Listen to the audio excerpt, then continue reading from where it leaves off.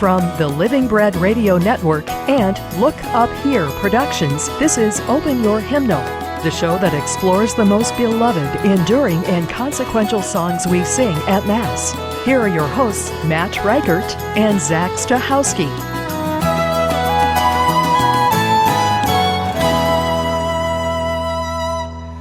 Hello, everybody. Welcome back to Open Your Hymnal. We're glad to have you with us. I am Zach Stachowski. And I am Matt Reichert. And we're excited to talk about our song today, May the Road Rise to Meet You by Lori True.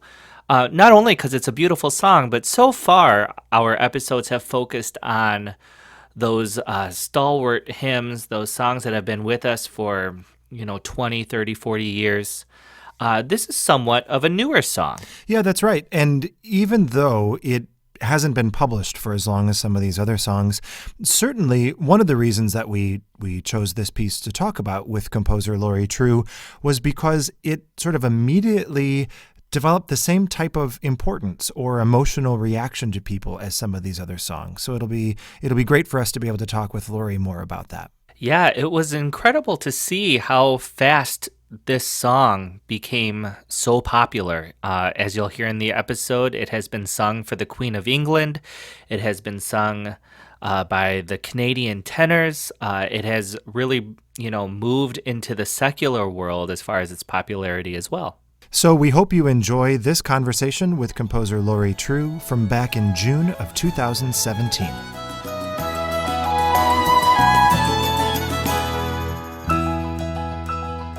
As someone who spends a lot of time teaching and researching various aspects of culture, I find it fascinating when I look at the most popular or long-lasting hymns in our Christian and Catholic repertoire, how there are certain texts that come from one particular cultural tradition, but really have become adopted and owned by almost every tradition and in almost any time period.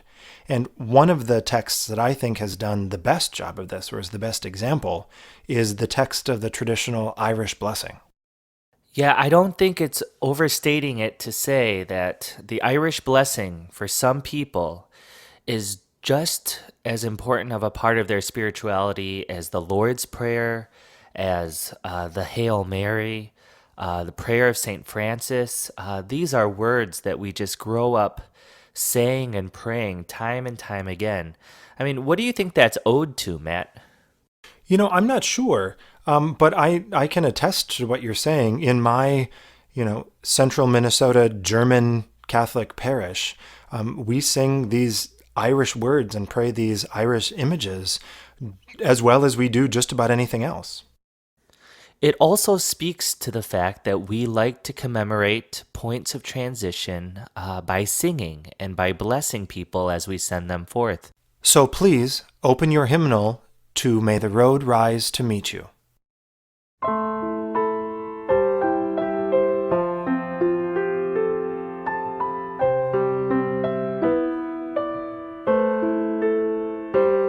Hello, my name is Lori True, and I am campus minister for music and liturgy at St. Catherine University in St. Paul, Minnesota. May the road rise to meet you. May the wind be at your back. I had just started writing, probably maybe a year prior to this song being crafted, and I was taken by this young woman that I was working with who was actually babysitting my children, and she was over at our house and saw the beautiful poem of the Irish blessing. And this is a gal who has Ireland all over her face, beautiful red hair, just a beautiful bubbly personality, and she did not know what this was at all. And she said, "How beautiful, what a beautiful poem." And I said, "Laura, you do not know the Irish blessing? You are almost full-blooded Irish." And she's like, "No, I had never heard of it." And so she was 17 at the time, about ready to graduate, and just a lovely, lovely young woman. And so I decided to make a gift for her by setting this song.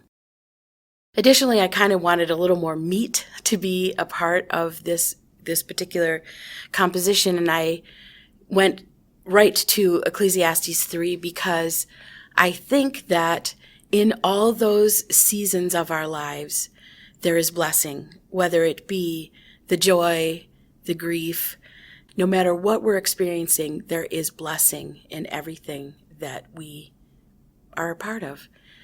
So that's how that got woven together.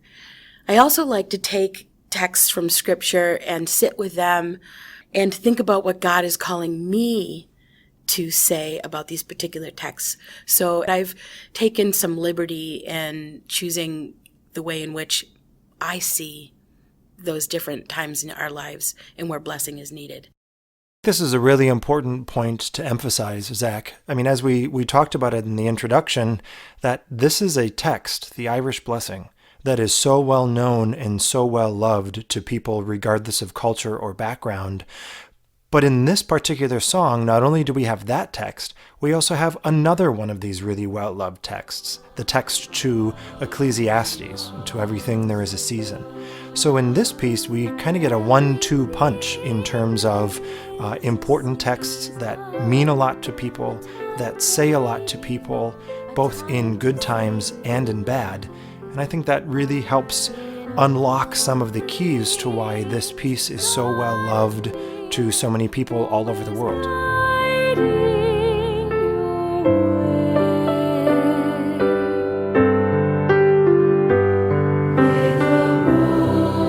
In my high school, we had a beautiful choral version that we sang, and that was one of the versions that I had to be very, very careful about not sort of, for lack of better wording, stealing from.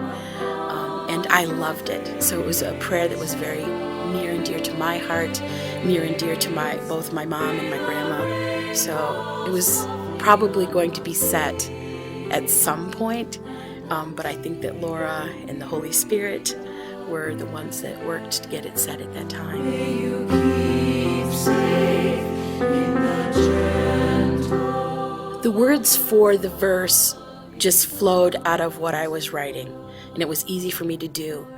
The words for that beautiful poem, that Irish Blessing, were a little more difficult because I wanted a more inclusive languaged stanza. Well, I wanted something that didn't have God named with a male pronoun.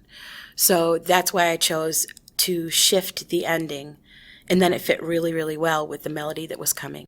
One of the joys for me in doing this podcast has been getting to hear these different composers talk about their approaches to crafting melody. I was excited to talk to Lori about that same thing. When I find a text that is inspiring to me, I literally will go and take that text and lay down on my bed, on my back, and look at it and see what happens, so I don't write at the piano. I learned later that, yes, that's a good idea from Marty Haugen, don't write at the piano, because then I think you can box yourself into specific kind of chord progressions and whatnot. So I often will write just laying on my bed, actually sometimes in the shower, and just saying the words, and then all of a sudden they become a melody. And sometimes it's a labor of love, of weeks on end, like a piece called You Are All I Want took me months to write, or sometimes it's a piece like this that almost wrote itself as I was penning the way in which I wanted these words to sit. What do you think, Zach? I mean, as a liturgical composer, does what Lori describes ring true for you also? You know, I'm not going to lie, Matt. I was stuck on something this last week, and I may or may not have also tried to lay on my bed and see if anything came to me. Nothing quite did in that way. But yeah, it is true. And we'll actually hear in David Haas's episode coming up that sometimes songs come very fast, and sometimes it really is a lot of work to get through them. Well, thanks a lot for that, Zach. Instead of picturing composers, hunched over their piano or writing with their quills by candlelight, now I'll be forced to think of all of you laying on your backs or in the shower, and I'm not quite sure that I'm going to be able to get over that. One of the things that I wouldn't say pride myself on, but I work very, very hard to not have happen is to sound like other people. Because I work so closely with David Haas and some of the other composers, and I sing so much of their music, especially his, when we do concerts and whatnot, I was really very conscious of making sure my own voice was able to be heard. So when I write a melody, I'll often show it to several different people that I work with, like who work in church work on a regular basis, and make sure, does this sound like anything you've ever heard? It's one of the first questions I ask. Is this a singable melody? But are you sure? Does it sound like something you've heard? Because sometimes when we write, we are so close to this new creation that it's hard for us to separate ourselves from what we've just created. And so oftentimes songs will take me a really long time, and sometimes new melodies for the same text will come 2 and 3 times before I actually will say, okay, I think this might be done. For me, one of the things that sets Lori's compositions apart and helps her to not sound like other people is the way she does her vocal part writing. If you look at Lori's music, you'll see that there are a lot of passing distances between the voices. The way that she stacks the voices is different than many composers, and each line could almost be sung as a melody unto itself. It was near the beginning of all of my writing, and so part writing was kind of not my forte.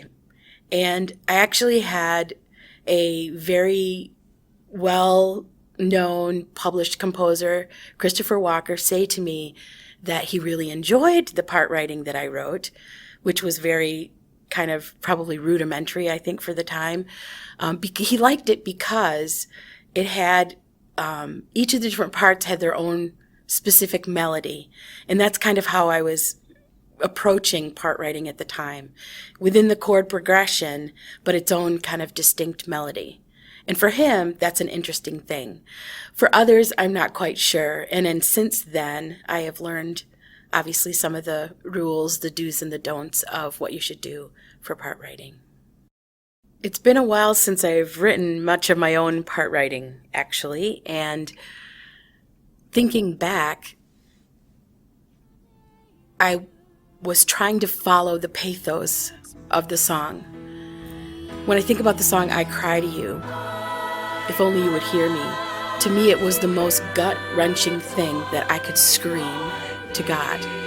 And as we know, the Psalms are filled with so many different emotions, and this is a place where God can truly handle everything we throw at God, right? And so that piece has the most unbelievable crunch I think I've ever written, actually, when you actually add the descant to the 4-part, which is already kind of a crunchy endeavor, or a very dissonant endeavor. So I really try to think about the song itself. When I wrote Let This Be the Time, which I was very passionate about, because I felt that in my own life I wasn't still getting it. As much as I was praying these songs, as much as I was trying to live a life of justice, I still wasn't getting it. And I'm like, God, let this be the time, let this be the time. And so that piece also has some interesting dissonance as well, because I felt that the passion of the song needed it.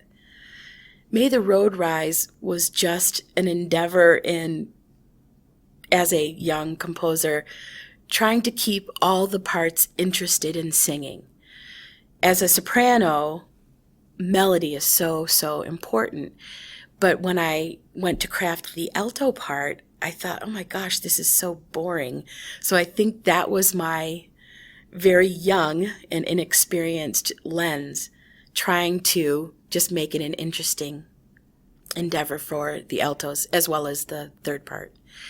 When I set a song called God Give Us Peace That Lasts, I had first stumbled on the text in the hymnal, and it was set with John Bell is the writer of that text, or the Iona community, and he set it to a very interestingly woven melody that I felt for me was difficult to pray. It was such a powerful text that I wanted to try an experiment. And the experiment was that the melody itself would be pretty much sitting on the same note. I think there are maybe 2 to 3 notes that song allows the soprano to sing. And I say allows because oftentimes sopranos hate singing that piece. They love melody. But the altos actually have a little more of an interesting part, and so do the tenors. So I did that purposefully because I did not want anything to get in the way of what I considered that text to be so powerful. So I don't necessarily have a prescribed sort of like formula that I use for each song. I just approach each one of my compositions that I actually do the part writing for from that individual perspective of that particular text.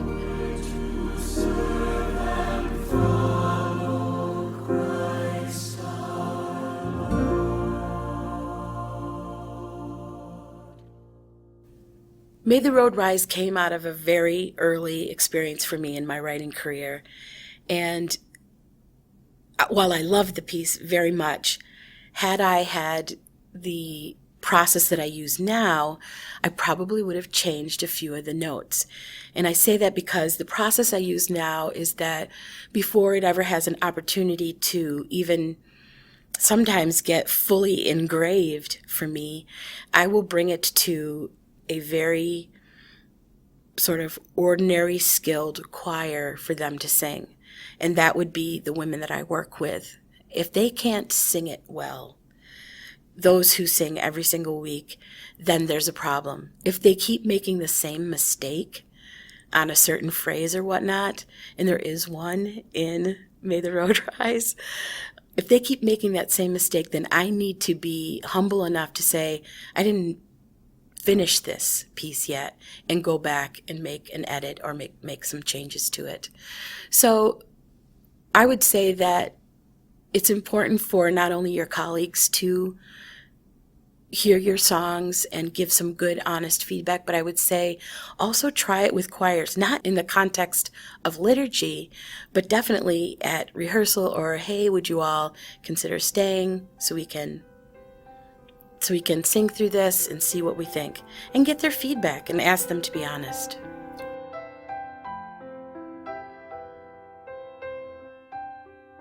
This process that Lori just described reminds me a lot of the conversation we had with Marty Haugen when we were discussing his piece, All Are Welcome, because it places the emphasis of these songs on accessibility, making sure that congregations and music ministers of all abilities are able to sing and pray this song in an authentic way. And not only in the songwriting process can we hear this, but this is also evident in the way that Lori describes her approach to the recording of this song and some of the decisions that she made in that recording process. When I was able to record May the Road Rise, I was really excited because I wanted to share this song beyond my group of friends and colleagues. And when it was able to go on my first collection, that was just such a gift to me. And so I had my friend David play very simply piano, and I just had choir, no instrumentation, very simple arrangement. And the reason why I chose to do this way, because I do have other songs where I've added many different instruments and synthesizer and percussion and on. But this one I chose to do very simply because I really wanted the text to really flower and speak as much or as well as it was intended to. At this point, Zach, I think we should go back to your question that you posed at the beginning of the episode, and that is, the wonderment of why is this song, coming from one particular cultural tradition, so popular and so transcendent to other times and places and cultural traditions? There are a lot of songs and prayers and blessings that I think we know by heart. But what I think sets this text and this blessing apart is its use of simple, concrete imagery. Sunshine, rainfall, the road rising, the loving arms of God. These are all images that all ages, all cultures can identify with. And I think when it's married to as beautiful a tune as what Lori's set, I think you just really have something special there. I think you're right. I think the accessibility of that imagery, its simplicity, makes it something that a wide swath of people, regardless of culture or nationality or language, can relate to and identify with. I think also the American church really is able to claim some sort of hand in the success and longevity of this piece, in the sense that as a melting pot, especially in American Catholicism, we have so many people who can claim Irish ancestry or some sort of affiliation or connection to Irish heritage. And I think that goes a long way in embedding this song and this text in our own DNA. I think another indicator of how special this particular setting of the Irish blessing is how popular the song is in Ireland itself, the birthplace of this blessing. It's sung in churches and schools and communities across the country, and is really well loved there. For me, one of the most impressive uses of this song actually came about 6 years ago in 2011, when the Queen of the United Kingdom, Elizabeth II, made a historic visit to Ireland. And during her visit, the Cashel Community School, a group of young people, chose this song to sing for Her Majesty the Queen. And so it was interesting to me to find out more from Lori. As a composer, what's it like when a piece of yours gets sung for someone who is so globally recognized as Elizabeth II?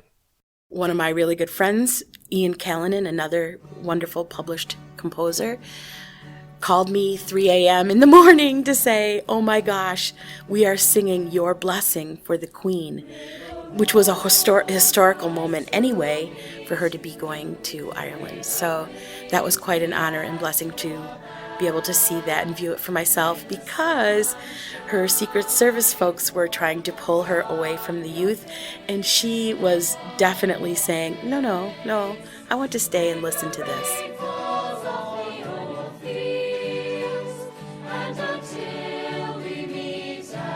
Ireland has been a great home for my version of May the Road Rise, and so I kind of take pride in that, because of all of the beautiful settings, it is one that has made it through the school systems and churches around the entire country.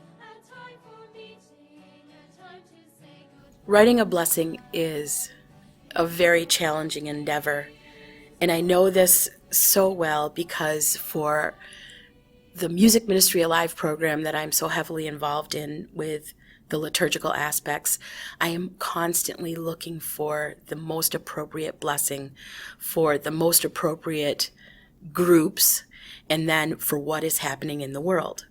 And that's a hard thing to find. I myself have set 3 blessings, and I work really hard to make them very inclusive. However, if it gets so broad, then you lose sight of what's most important.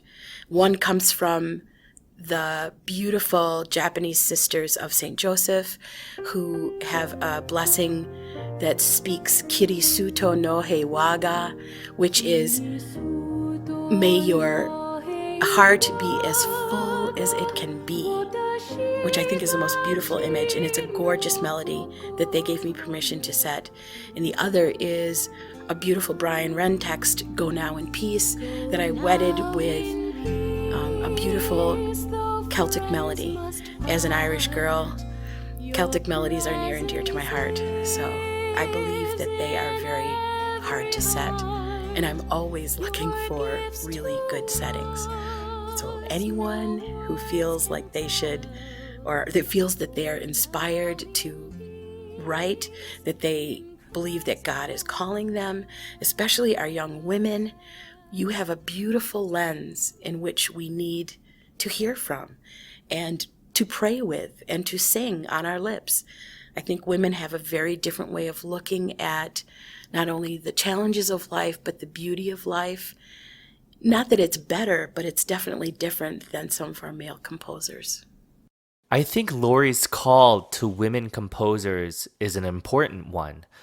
You've probably realized this is our first episode featuring a woman composer. Of course, we plan to feature many more. This is a great time for women composers in a field that historically has been dominated by more of a male presence. There are a lot of voices now getting heard, now getting supported. So we were interested to hear Lori's perspective on being a woman composer. I have been blessed by some of these wonderful partners in ministry, namely Marty Haugen, who was the producer of my first recording, and David Haas, who is a partner in ministry. To have them as advocates for me and the music that I write, they've been very, very supportive of what I've offered, and I'm very blessed in that light. I do feel that I need to work harder because there is a history of so many years there being mostly dominating the field of liturgical writers, the male perspective. So it's an educating that I think I need to do, and it's also speaking up for myself in a world where it's mostly in leadership by men. Even the recording process has been one that's been a beautiful process, but also a very difficult process. I am often, when I'm recording my own music, the only female in the room. And while some may say, well, St. Kate's charges women to leadership, that's all well and good, but it's so much more energy that I feel I need to expend that perhaps some of my male friends don't need to, because it's just an accepted thing as opposed to something that's very new and different. I'm glad to be one of the newer or fewer women that are composing, and I am always looking for that young woman composer that I can mentor or encourage, and I often do, especially when I have the blessing of going out on the road. You know, Zach, I know that you qualified this as a good time or a great time for women composers, and I think I agree with you, but I think we also have to be careful about how we qualify that. I mean, I think if somebody today went to a hymnal and looked at the composer index, to be sure, there are more women's names that appear, but I think there's still a long way to go, both in terms of the balance between individual composers and especially in terms of the numbers of compositions themselves that are included between men and women composers. I think you're right. The number of women composers and songs of theirs featured in hymnals is surely not proportionate or representative of the presence that women have both in positions of leadership and ministry. You know, it's hard selecting songs for this podcast because really we are selecting the songs that have become, or at least have reached a certain level of ubiquity. And many of those songs have needed a long time to sink into kind of our collective consciousness. And so because of that, many of the songs were written in the mid 80s, maybe some early 90s, and even earlier when the industry was very much dominated by male composers. Yeah, I think you're right, and I think that's a good explanation for the situation that we find ourselves in now. You know, when I think about how do we turn that tide, or what are the questions that we should be asking ourselves as we take stock of the different perspectives that we include in the music that we sing. And maybe we'll get some comments about this, but the way I feel about it is not unlike what I do when I prepare the classes I teach at my university. When I select my readings, I am very intentional about making sure that I have multiple perspectives represented, from age and culture and time period and race and especially gender. I don't want to have all of my readings from one particular perspective. Not that there's anything wrong with any individual perspective, but I don't want the experience to be insular. And I think for music directors, I don't know necessarily that that's the same type of consideration that's at the forefront of people's minds. I don't know if it's a common thought. I think we've come a long way in having people consider culture and language, especially when we look at the people who are living in our communities. But I don't think we do that same thing when it comes to gender, when it comes to that viewpoint or that perspective or that worldview when we look at the music that we've chosen to sing. And maybe that's a mindset that needs to be encouraged so that these songs that are written by female composers or with this unique perspective do become ubiquitous, just like all of those classics that were written 20, 30, 40, 50 plus years ago. I think that's true. I think, there's a lot that's being done to expose us more to the music that's being written all around the world by all different kind of people from all different cultural backgrounds. And I think it's important that our music reflect the world church. And it cannot do that unless there's equal representation. And it's something we should be mindful of as we're selecting music for Sunday liturgy. I'm so evidently aware that that lens that we offer is one that is so needed by our church. I am most often told that my songs are very simple. And at first, when I would hear this years back, I'd be like, oh, this is not a good thing. But then it was clarified to me, no. Simple and very easy for us to pray. And that made me feel, well, that's different.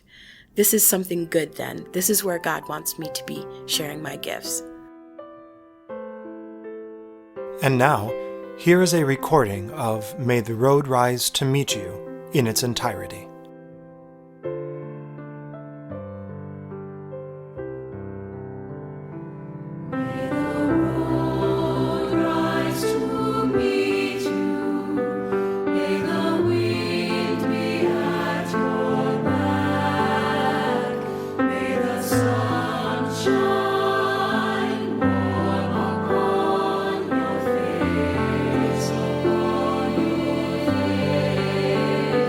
May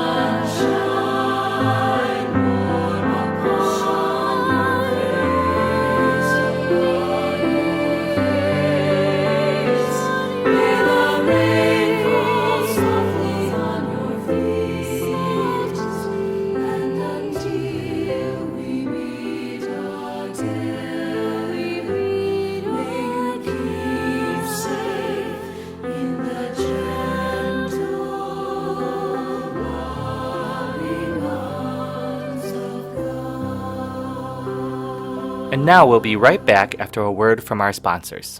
Today's program is sponsored by Ministry Scheduler Pro, a scheduling tool that helps more than 3,000 parishes schedule, connect, and grow their ministries.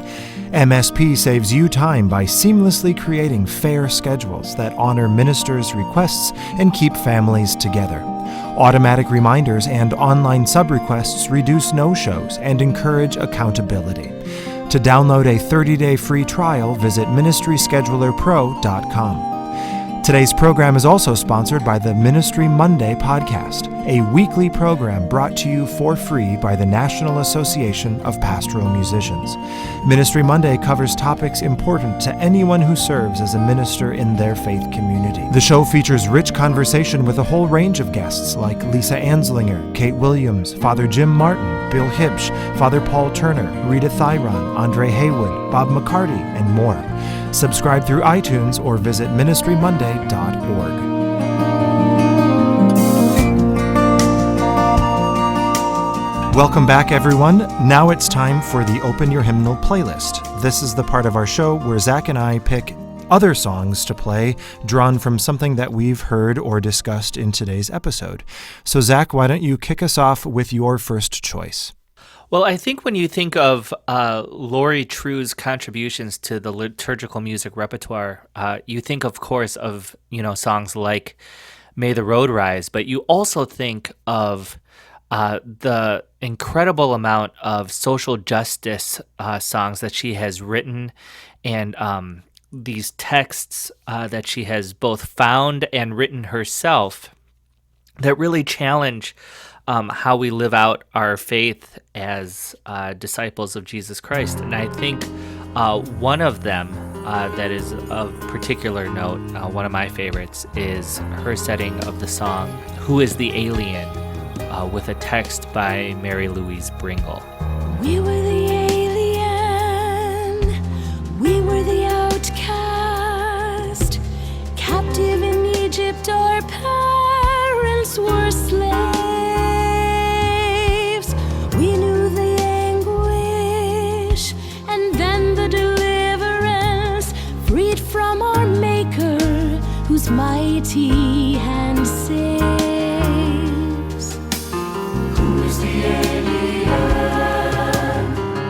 The outcast, who is the hungry one, barred from the feast, who is the widow, the slave, and the orphan. These are our neighbors, the last and the least.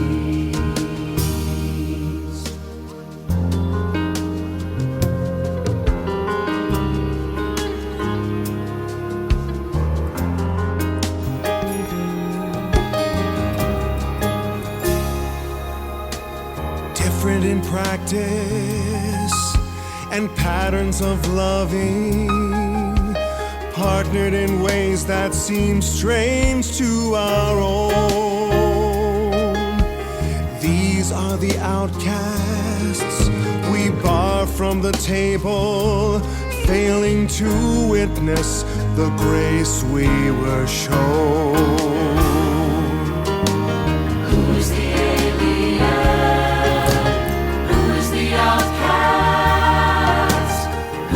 Hungry one, barred from the feast, who is the widow, the slave, and the orphan. These are our neighbors, the last and the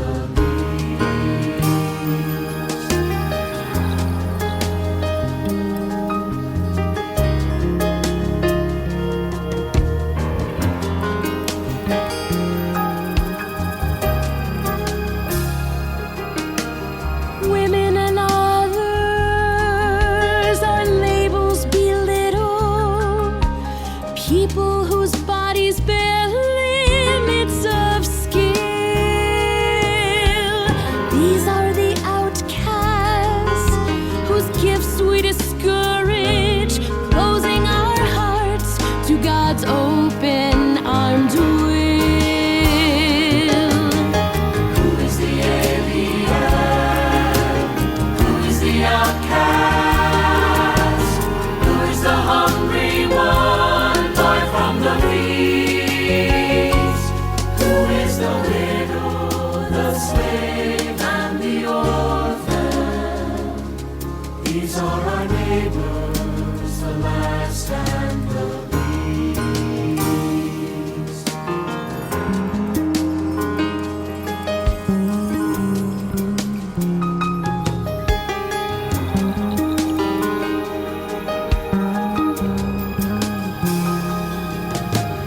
Christ is the outcast who calls to the table, stretching his arms from the cross to enfold sisters and brothers alike in God's image, breaking his body to make us all whole.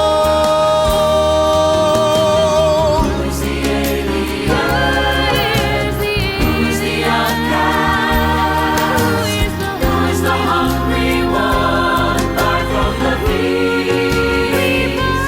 Who is the widow, the slave, and the orphan? These are our neighbors, the last and the least. For my first pick, I picked a different setting of this Irish blessing, May the Road Rise. This time it's by the composer Tom Kenzia. And I chose this just to stress the importance of this prayer, but also to demonstrate different ways that composers have set this text to music. So this is from Tom Kenzia, May the Road Rise Up.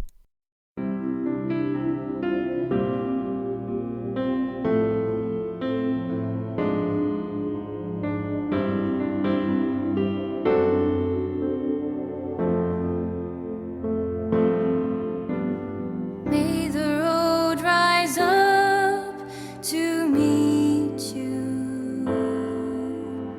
May the wind be always at your back. May the sun shine warm upon your face. The rain fall soft upon your feet. And until we meet again, until we meet again, may God hold you in the palm of his hand. Until we meet again, until we meet again, may God hold you. May God hold you. May God hold you in the palm of his hand.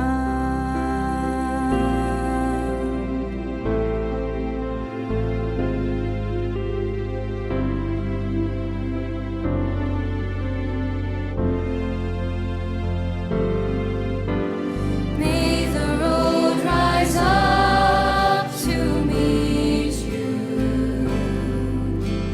May the wind be always at your back. May the sun shine warm upon your face. The rain fall soft upon your feet. And until we meet again, until we meet again, may God hold you in the palm of his hand. Until we meet again, until we meet again, may God hold you. May God hold you. May God hold you in the palm of his hand.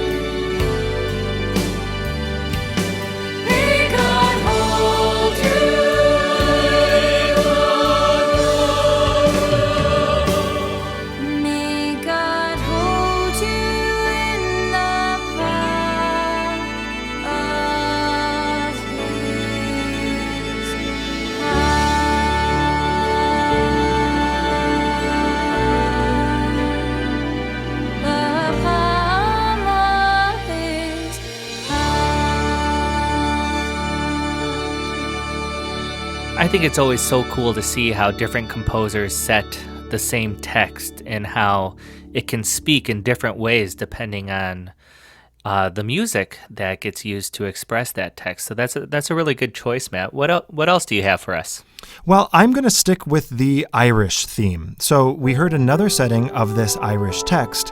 So this time I would like to feature something from an Irish composer. So this is a song from Father Liam Lawton, and this is a really beautiful piece called The Cloud's Veil. Even though the rain hides the stars, even though the mist swirls the hills,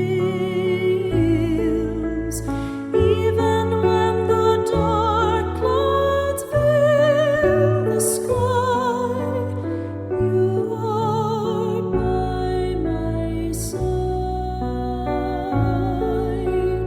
Even when the sun shall fall in sleep, even when at dawn the sky shall weep, even in the night when storms shall rise, you are by my side. You are by my side.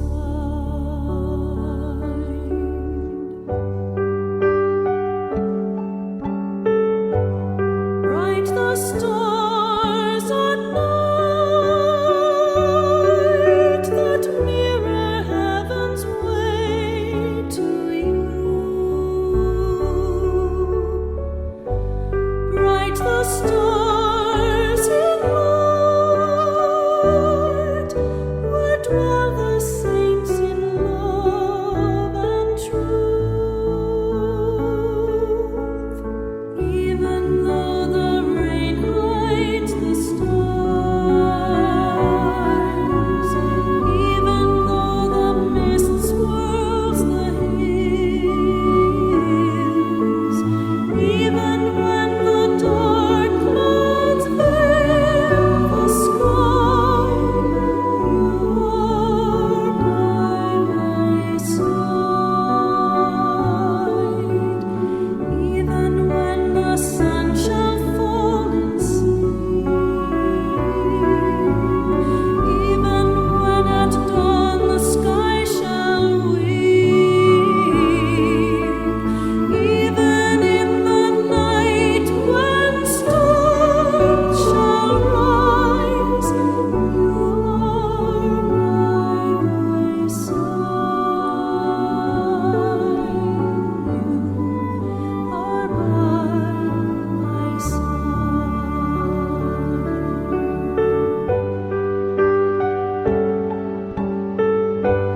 Deep the feast of life,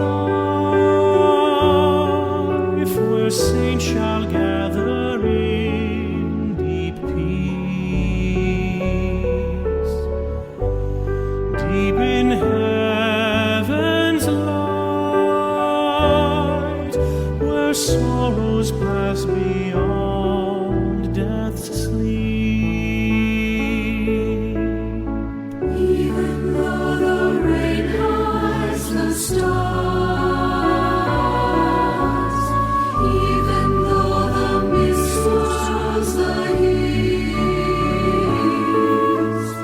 even when the dark clouds veil the sky, you are by my side. Even when the sun shall fall in sleep,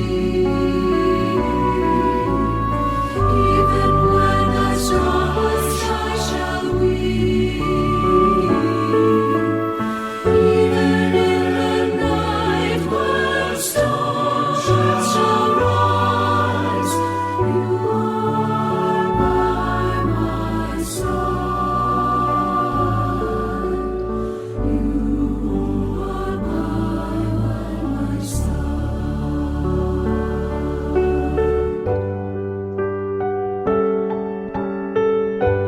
Blessed are they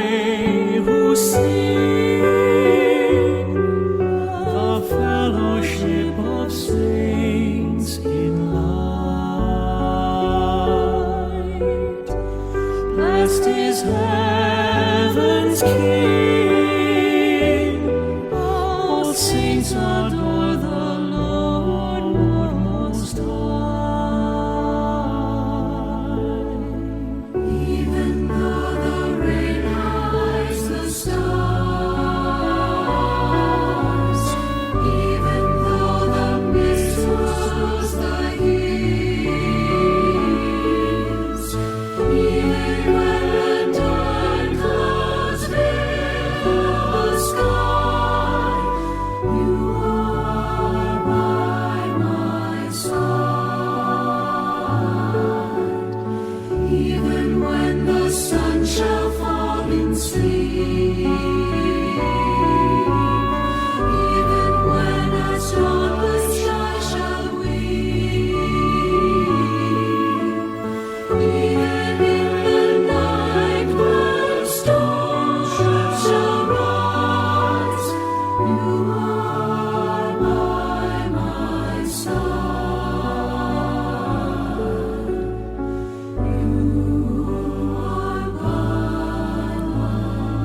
That was a really stunning choice, man. I remember actually the first time that I heard that piece, just being blown away by the freshness of the choral writing, the approach to the melody, and just some different imagery of text that I thought was new at the time. So really nice pick there, Matt. Yeah, and I think it also serves to feature the importance of like the images of nature, especially in sort of Irish spirituality and Celtic spirituality.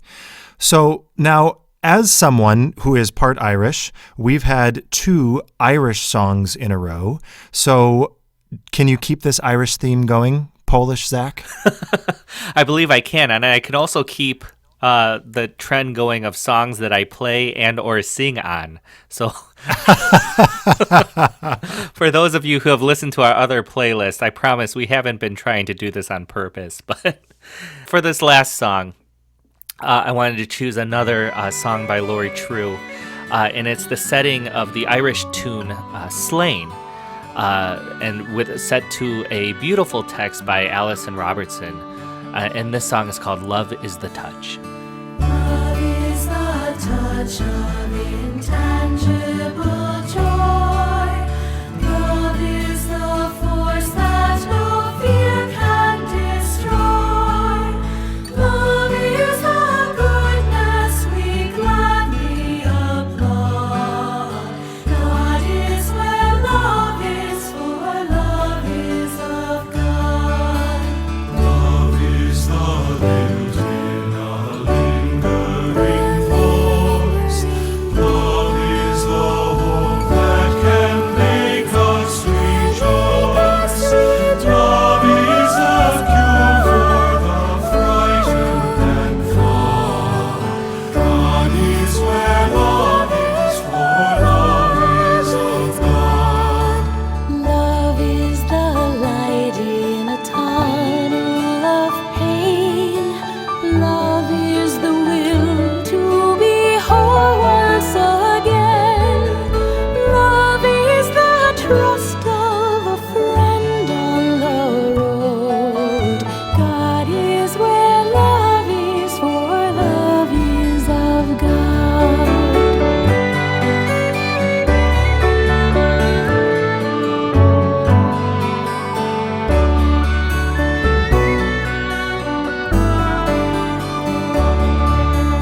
Love is lawmakers and spirit and song. Love is the kingdom where will has begun. Love is the saints of the saints. God is where God is, where love is, where love is, for love is of God.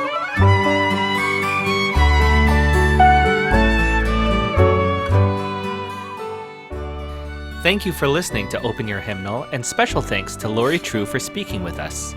May the Road Rise to Meet You is published by GIA Publications. The recording you heard was released by GIA Publications on the album A Place at the Table. Links to this song, the other songs you heard, and additional resources can be found at our website, openyourhymnal.com. Production assistance and support for this episode was provided by GIA Publications and by the National Association of Pastoral Musicians. Be sure to follow Open Your Hymnal on Facebook, Instagram, and Twitter. And if you haven't yet, you can subscribe to the podcast through iTunes and Google Play. For Open Your Hymnal, I'm Matt Reichert. And I'm Zach Stachowski. Thanks for listening. You've been listening to Open Your Hymnal. All content of this episode is property of Look Up Here Productions or its content suppliers and is protected by United States and international copyright law. For more information about this show and its use, please visit openyourhymnal.com.